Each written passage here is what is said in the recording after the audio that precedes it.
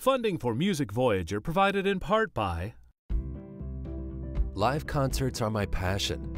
Now I can enjoy them over and over again.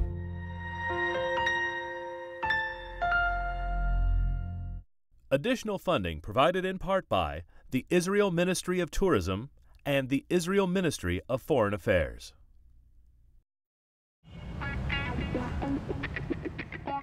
My name is Jacob Edgar. I'm an explorer, but I don't search for lost cities or ancient ruins. I'm on the quest for a different kind of treasure, music.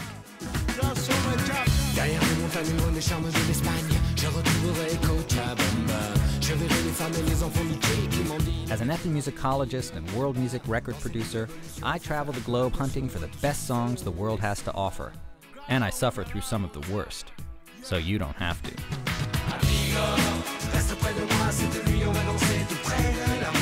I've got a backstage pass to the world's music, and I won't stop until I've heard it all.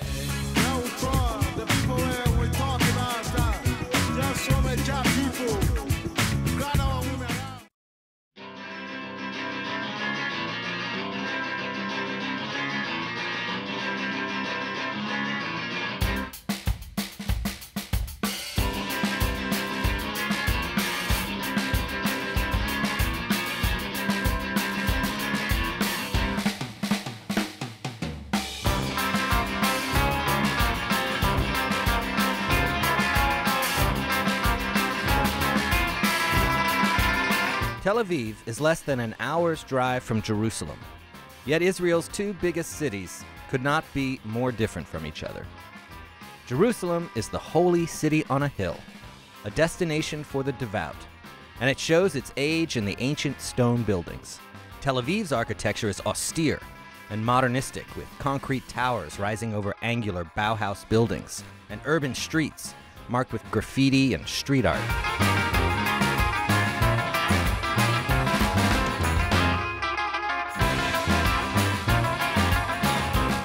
Orthodox Jews roam the sidewalks of Jerusalem, the men covered to the ankles in long overcoats and the women's hair concealed with wigs. In Tel Aviv, bikinis, tank tops, and trend-setting fashions are the clothing of choice. Tel Aviv, with its devil-may-care beach culture and world-famous nightlife, is the decadent Mr. Hyde to Jerusalem's well-behaved Dr. Jekyll.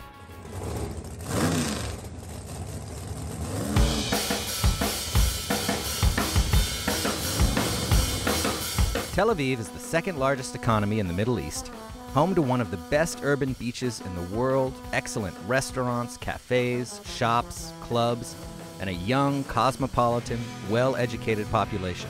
So there's plenty to enjoy. That includes, of course, the music scene, which is thriving, diverse, and cutting edge, overflowing with wonderful artists and exciting sounds. While there is far more happening in the Tel Aviv music scene than we could possibly fit in one episode of Music Voyager, we reached out to a few of the many artists whose music we enjoy and asked them to show us their favorite things about the city they live in. The first artist we meet asked us to meet him at the little-known Second Aliyah Park, located on a hill overlooking the Tel Aviv skyline. It turns out singer and songwriter Ehud Banai has a personal connection to this park. I was very fond of Westerns movie when I was a child. I was really influenced from these movies, so I used to come here and imagine I have a horse, you know, and I was making a little fire, you know, and imagining I'm Clint Eastwood somewhere in Mexico. Some spaghetti western. Yeah, but you know, it's like I remember when I came home after this afternoon like this, I felt like I'm coming home from very far away place.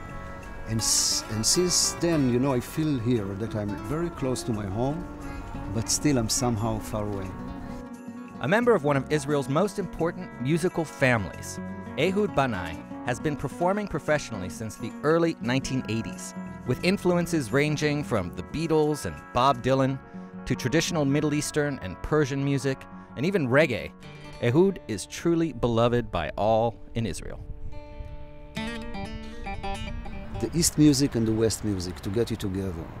You know, I think this is like more or less my style is like Leonard Cohen, Bob Dylan, and Van Morrison, and Nick Drake, and Richard Thompson from one side, and Persian and Indian and Arabic music from the other side. And somehow they come together, you know, in my music. I'm not trying to force it, you know, it's just what naturally is coming out of me. And I write a lot about the outsiders. So sometimes I feel that my audience is a bunch of outsiders that got together and came to the concert. ובכל רגע חדש פורענות לא עלינו והכל חי ברשת, הכל מתפוצץ ובאופק אחר על אותו דף גמרא יושבים כל הלילה אתה ואני שלוות עולמי פרדס חנה כרכור אקליפטוס ברוח שורק בלוז כנעני.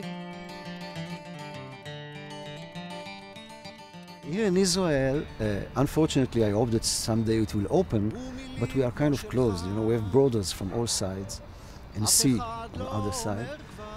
And so I was thinking, how can I get wings? You know, I can travel far away, and I found out that here in Israel you can take a trip in the time, travel in time, because the time here is very, very deep. You know, you have, like you drive from Tel Aviv to Jerusalem, it's 1 hour drive, but you drive actually 3,000 years back to the days when King David was playing his electric guitar on the veranda. אקליפטוס ענק, שורק בלוז כנעני.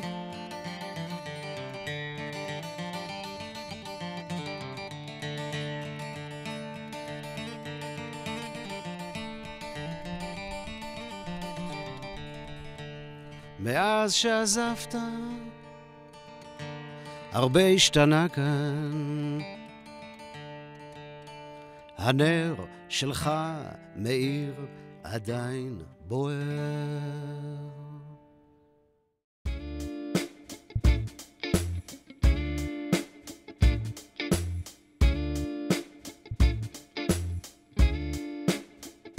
צ'רלי צ'רלי שלא הגעתי שהתעכבתי עוד לא נולדתי אוי כמה חבל רע אבוא בשמלה לבנה נקבע לגלגול הבא חתונה. I head into the city to meet Carolina, a very popular singer in Israel, with an outstanding head of hair and a voice to match. Carolina takes me down the street to the area where she lives, Neve Tzedek, a hip and artsy Tel Aviv neighborhood. With its village-like atmosphere, small streets, and funky architecture, Neve Tzedek has been a refuge for artists and writers since the beginning of the 1900s. Carolina has worked with many of Israel's top funk, soul, and reggae groups, and is a member of the female trio Habanat Nechama, one of Israel's biggest-selling folk pop bands.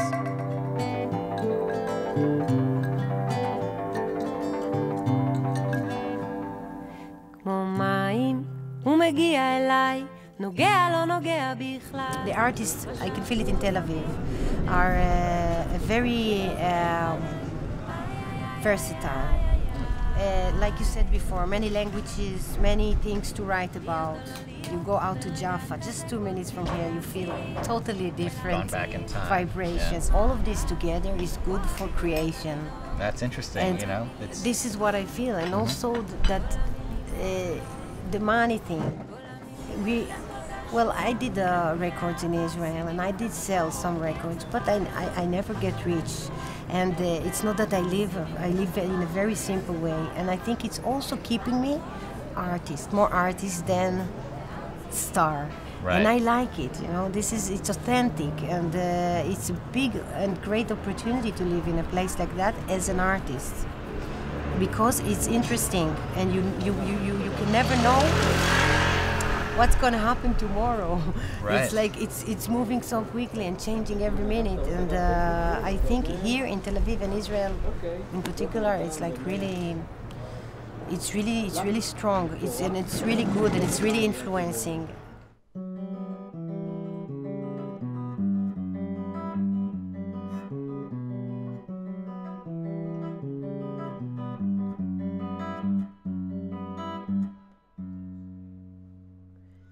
Every time I close my eyes and wonder how it could be if I train myself to love you more. Both of us must grow through lessons in our lives in order for our love to grow. There's nothing in this world that makes me shine like sweet, pure love, as you know, as you know. Every time I close my eyes and wonder how it could be if I train myself to love you more. Next time you'll ask me why, I'm gonna tell you that for now you'll have to let me go. There's nothing in this world that makes me shine like sweet, pure love, as you know, as you know. No more war between us, no more war. No more rules to flip our brains, no blame, no blame.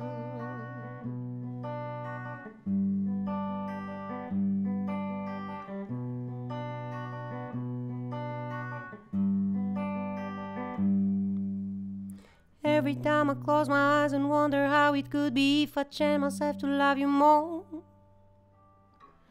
Next time you'll ask me why, I'm gonna tell you that for now you'll have to let me go, go.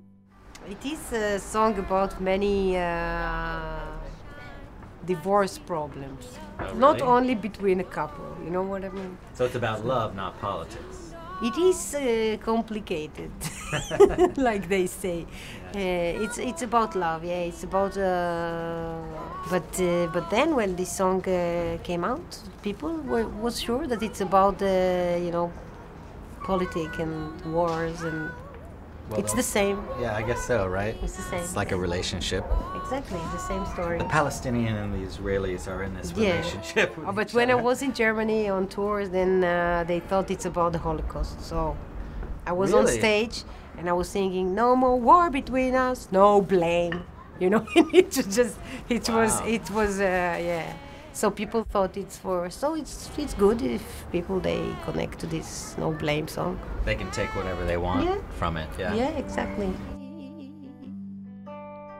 Hey, hey, hey, hey, hey, hey.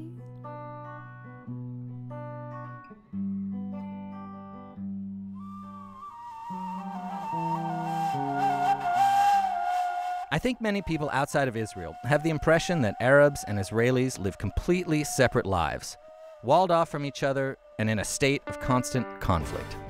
The reality is that Jews, Muslims, and Christians have lived peacefully side by side in this region for hundreds, thousands of years. In fact, Arab citizens of Israel make up over 20% of the country's total population. It can be difficult to straddle two worlds, being Palestinian and Israeli. And no one knows that better than Mira Anwar Awad, a singer and actress who I first heard singing on the haunting Idan Reichel project track Azini.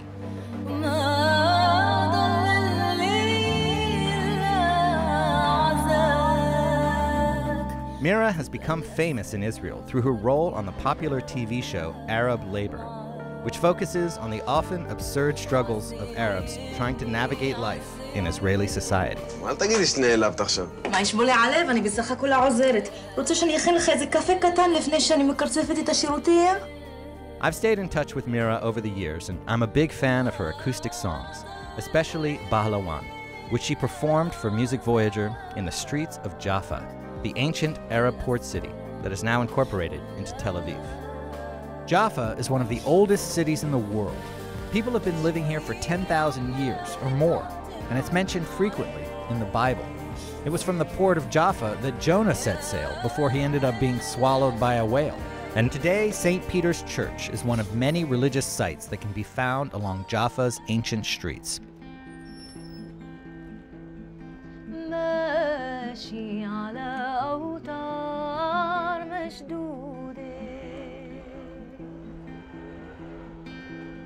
إيدي على جناب ممدودة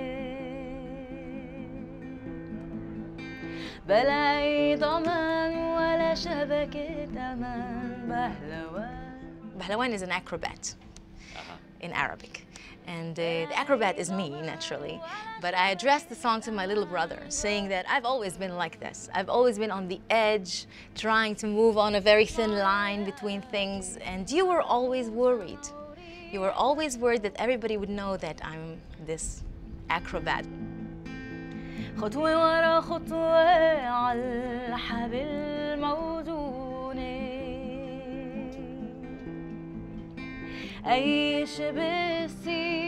You were saying that, Jaffa is traditionally known as the Arab part of town. It is the Arab part of Tel Aviv, but of course, as you see, it's mixed.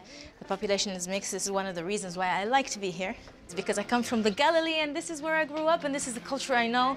And actually, this mixture is kind of who I am. It made me who I am. It made me make the music that I do. It made me think the thoughts that I do, and made me strive for this dialogue and coexistence between the people living here.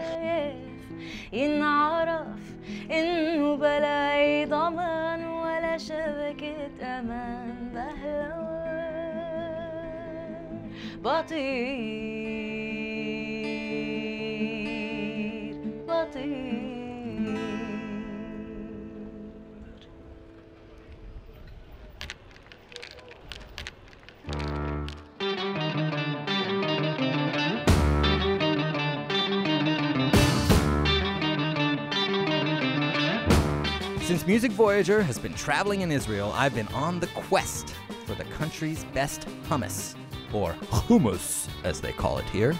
Ask almost anyone in Tel Aviv where to find the city's best hummus, and 9 times out of 10, their answer is Abu Hassan, a legendary spot with grumpy waiters and long lines trailing out the door, eager to get their hummus fix before it runs out, which it usually does by early afternoon. Uri Kinrot, a member of the band Boom Pam, asks me to meet him there.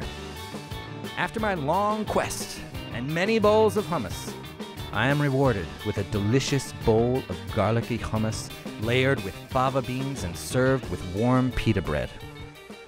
I've been in Israel for a couple of weeks now, and finally, my first religious experience.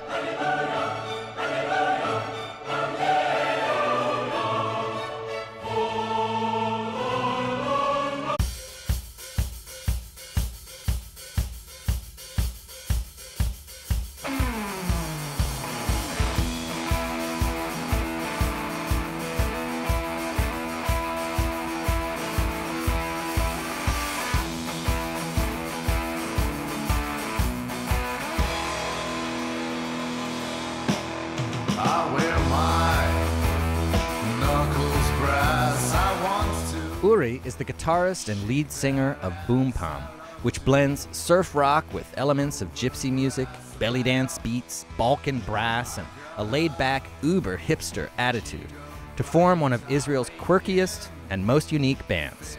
Okay, the electric guitar, I understand that. The drum kit, standard. But the tuba? Where did that idea come from? Actually, we had a board meeting. We thought of what's going to be the band that nobody else in the world had thought about. And then we voted for the tuba, and then they sent me to the Tuba Academy to learn in Vienna. You were a bass player and before, I came like, back. the bass player is not cool. You got to learn how to play the tuba. Surf rock, the Southern California beach bum sound, which was popularized in the 1960s by guitarist Dick Dale, might seem like an odd inspiration for an Israeli band, but actually, it makes a lot more sense than you might think. First of all, Tel Aviv is most definitely a beach town. Second, many people don't know that Dick Dale, whose rapid-fire electric guitar riffs define the surf rock sound,